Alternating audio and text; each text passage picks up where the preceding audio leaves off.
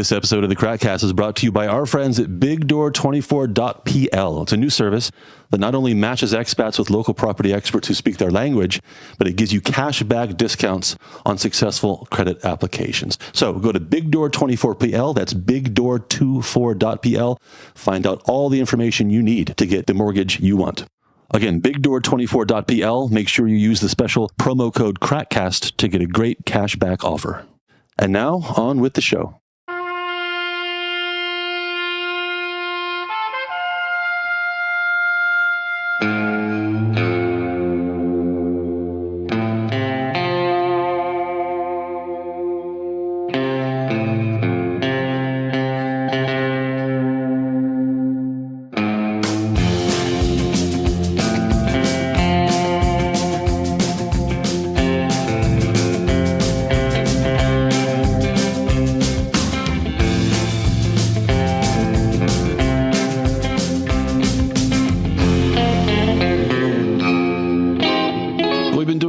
For almost a year now, more than 100 episodes, and somehow, I don't know how this happened, somehow we've never talked about stag do's, stag parties, stag weekends, whatever you call it. We're too busy talking about trams on the Tramcast. We stick to the real tickets and stuff like that, trams, road right, construction and stuff like that. It's true. But we're definitely talking about it this week because you've probably seen it by now. It's all over social media.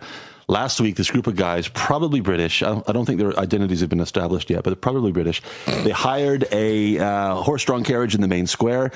At least two of them were wearing these mankini, this Borat kind of really, well, you know what I mean, and taking pictures of themselves standing up in the carriage. By the way, the carriage passed like 20 meters in front of the police station. Anyway, it just so happened that at this time, a city councillor for Krakow was passing through the Rynek. He got out his cell phone, took a few pictures, and it just blew up on social media. It's been shared all over the world. And iconic images. It's difficult to look at images, actually.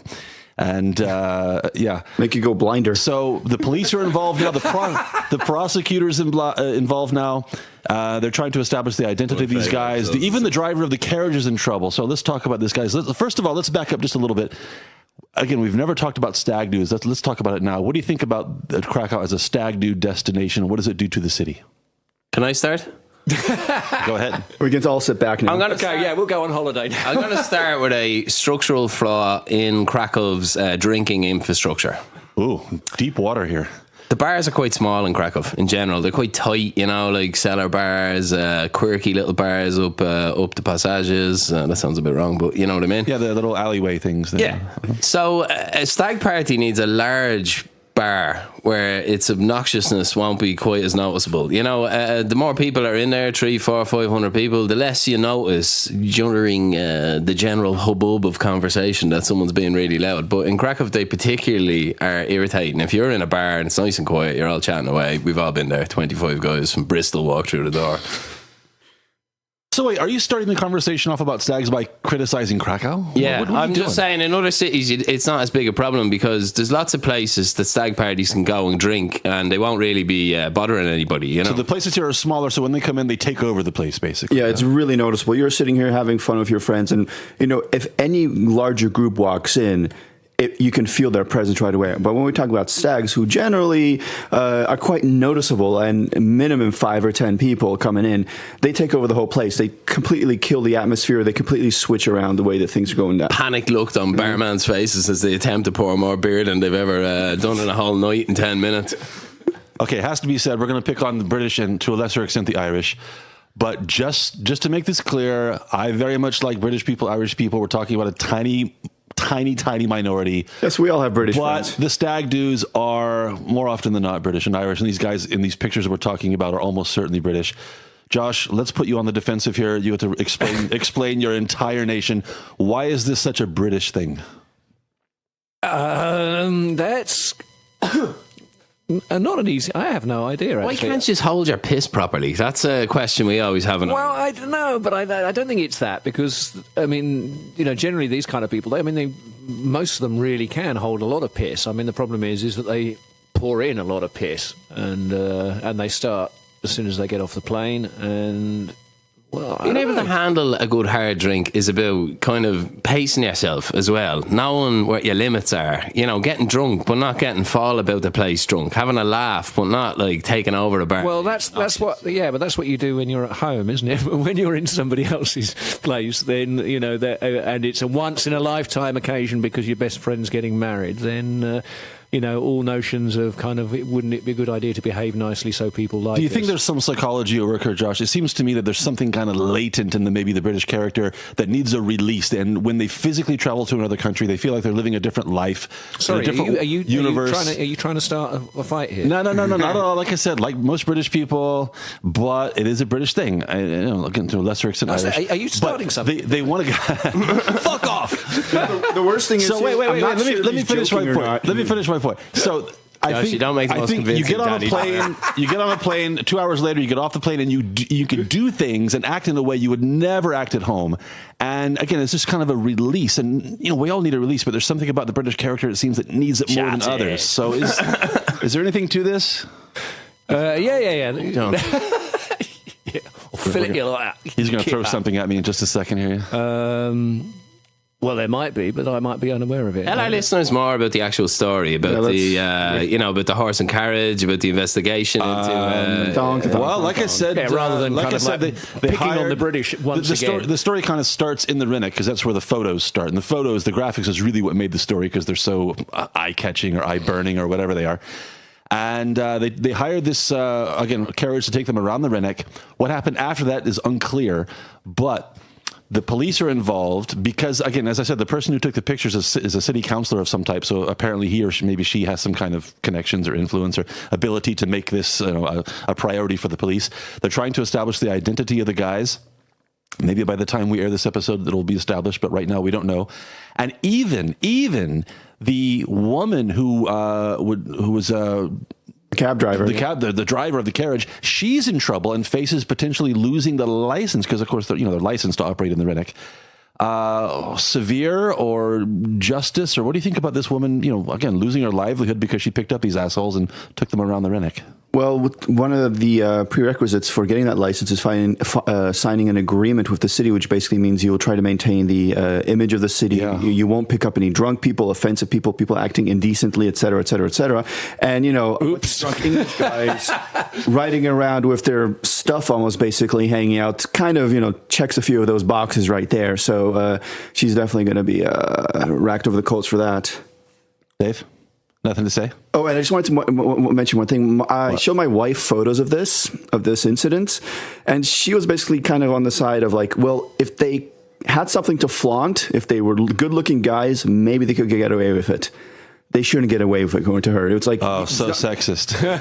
Also, they knew it was a bad idea. Everyone that comes on Stag here Googles the place before they come. It's all over the place. The guides that these guys hire, they all warn them, don't strip off in the main square. It's illegal. There's a law against the public decency law. You will be arrested. The mankini is a blight on society. Sacha Baron Cohen should apologise to mankind for it. We're talking about it again because the pictures were taken. They were kind of caught in the act, so to speak. But this is nothing we haven't seen many, many times in person while walking through the Rynek over the last, 10, 12, 15 years. We've seen these guys acting drunk, being complete assholes, pissing on the street, whistling at women, being rude generally, and just destroying shit. And now we're getting upset about it. Now we're talking about it. Would you like to hear a mankini anecdote? Not really, but go ahead. Our listeners might be interested. Do you remember when Pope Benedict visited Krakow? Oh, where's this going? Do you remember that when the alcohol was banned for? Oh, that's right. That's Yeah, true. that was then. Yeah. Yeah. Well, anyway, there was a few bewildered stag parties who'd washed up on these shores who had no idea that they'd wandered into a Bad timing. dry religious festival, and they were trying to come in and get some information in the bar, and we weren't able to say, we were just serving food. And one of them was wearing a mankini, and I explained to him that there'd been recent legislative changes that would make it even easier for the cops to arrest him, which they would have done anyway, in my experience. And that the whole main square, as he spoke, was being lined with police from all over the country who'd have their holidays cut to have to come to Krakow and police this event. I said, you were going to make their day if you walk out of here wearing that. I said, I beg you to put some pants on, sir. But they weren't drinking there. They weren't really my customers, and they ignored me completely. And I was trying to tell their friends, and there were some English lads, and I was trying to say to them, your mate is just about to get arrested, and you're not going to see him, I would guess, for a day or two, you know, and you're not going to be able to find him, and you're going to be panicking. Why are you doing this? Did it, they did. You mentioned the bar, Dave, and they were arrested. when you were working at the bar. They didn't see him for 48 hours, and they were back panicking and crying and trying to get me to find him, which he did. When you were at the bar, when you saw a big stag group come in, was it good news because they spent a lot of money, or was it bad news because they drove other people out? It was a mixture of both. It was a large Irish bar that catered for stags, you know. I had set rules with them when they walked in the door. I told them what was allowed and what wasn't. Stripping off, wasn't able to handle that, you know. No touching anybody, you know, no being aggressive. And if you're chanting, I don't mind if you're shouting along to a match you're watching, you know, reacting to what's going on the screen, but I'm not listening to West Ham chants all day, you know. That's not happening. Absolutely right, yeah. No way. Going up to them and telling them when they were getting near the line, and quite often I'd end up taking quite a lot of their money and still kicking them out. So a mixed blessing, the stags, yeah? You know what, man, it did drive away a lot of custom during the week when people would maybe think, well, is it worth risking and listening to it? It was a big pub, so we were able to kind of, you know, generate an atmosphere where they were maybe less of a nuisance. This reminds me of one time I was passing by. Animal behaviour. Don't get me wrong. I was passing by the John Bull pub, the John Bull pub, you know, behind Mariatsky, right? I'm passing by the John Bull pub on my bike, Saturday afternoon, and the English tend to congregate there outside, and probably around lunchtime, they're already drunk, and one of them was mouthing off to the Straż Miejska, the police, basically, or kind of the police. Anyway, and the Straż Miejska took him down in one fluid judo move, and this guy was face down on the asphalt in seconds, you know, protesting something about, you know, he was English, couldn't be arrested, something like that. And, it was a wonderful sight to see. I just remembered that, actually. That Bull pub is great, actually, isn't it? Because it performs a useful service. It's like a magnet that sucks all of those people there. So you know not to go there, and you can be, you know, they find that place. So I guess they found it online before they even got here, but they go straight from the airport to the hotel and then right to the Bull pub. You know. A little more history for our listeners is this wasn't a thing until Poland joined the EU. I mean, it happened once in a while in the early 2000s, but when Poland joined the EU, like this amount of stags coming to the city exploded within one season.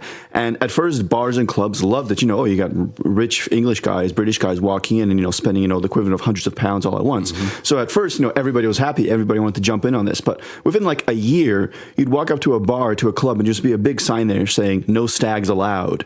They pretty quickly learned that like there's a lot of problems coming along with this. Well, you put your finger on it, John. If you've got a small bar and you allow them in there, like I said, we were an Irish pub, so it was more expected in an Irish pub. If you're a small vodka bar and you allow that, why would your regulars come for a quiet drink? You know, and they're your bread and butter. So it's a difficult balancing act that you've got on your plate. I bet you people here who work in hotels and hostels could tell you some horror stories about these people. I had a friend who actually, she worked in a hostel, and the story she said that the one good thing about them was the fact that, you know, since they couldn't drink, but they would walk up to a store here and everything seemed so cheap to them, especially like 10, 12 years ago, they would buy just way too much alcohol. They would come back to the room like 8 in the evening and start drinking, and they would either pass out or, you know, not even open most of their bottles and just leave. And, you know, the next morning, because she was a cleaning lady there, she would walk in and be like, you know, 3-4 bottles of vodka or whiskey unopened. Because steal that shit.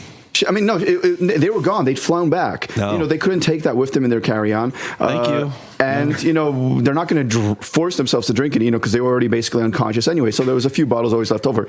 Though, you guys remember Train Spotting, right? You remember that one scene with the the bed sheets and stuff like that? She said she encountered that more than once. Yeah. No. I'm not even going to go there because I could tell you some stories of what I found in the toilets of the embassy. My God, it'd make your skin crawl. I've heard several stories from people who work in hotels about toilets ripped off the floor. Inlist offers for 50 zloty blowjobs for various receptionists. That's standard, I think. And it's just not nice generally. So what's the problem there? The price or the?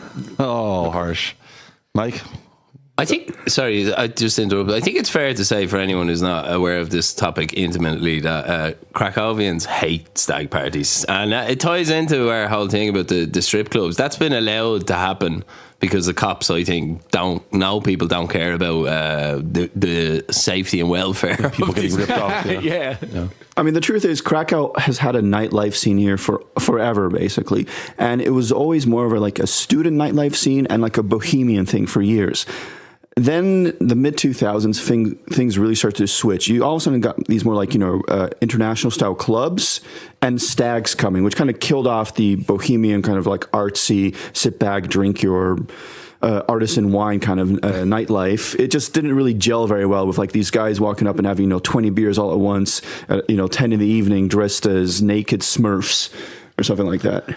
But it gave the Poles and the Irish people something in common. We all love to give out about Ryanair, and this is all Ryanair's fault. Oh, right.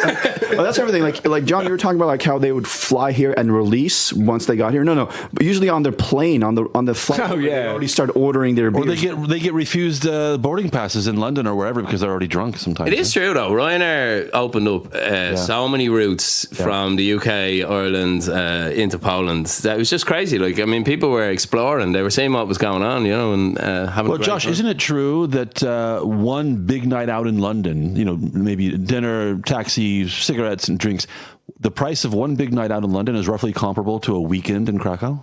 Including flights. And hotel, and yeah. So I see that. I understand the math behind it. So I kind of, I get it. Well, just to bring it back to the story that started the whole thing. Again, as things stand now, as we record this, the police are trying to establish the identities of these guys, which is weird because they're probably back home by now, I'm sure. I mean, it happened on last Friday. So yeah, they're gone. I don't know what the charge would be anyway. They weren't actually naked. But the law doesn't say about being naked. It's about being indecent. Indecent. Okay, that's a subjective term, Insufficiently fit. So really, it seems that the only person left to stand possible penalties is the driver of this carriage. And so we'll see what happens to her. Number 19 carriage. If you see her there, wave. Number 19. She's female, so there's got to be a joke about carriage and miss and justice, isn't there, somewhere? But I'll leave that for somebody else to figure out. We'll work on it. We'll have it for the next episode. Anyway, complicated jokes. Finally, we get to the subject of stag do's. Maybe we'll come back to it in another 100 episodes or so. Anyway, that's all for now. Thanks for listening. Make sure you give us a like on Facebook, and we'll see you next time on The Crackcast.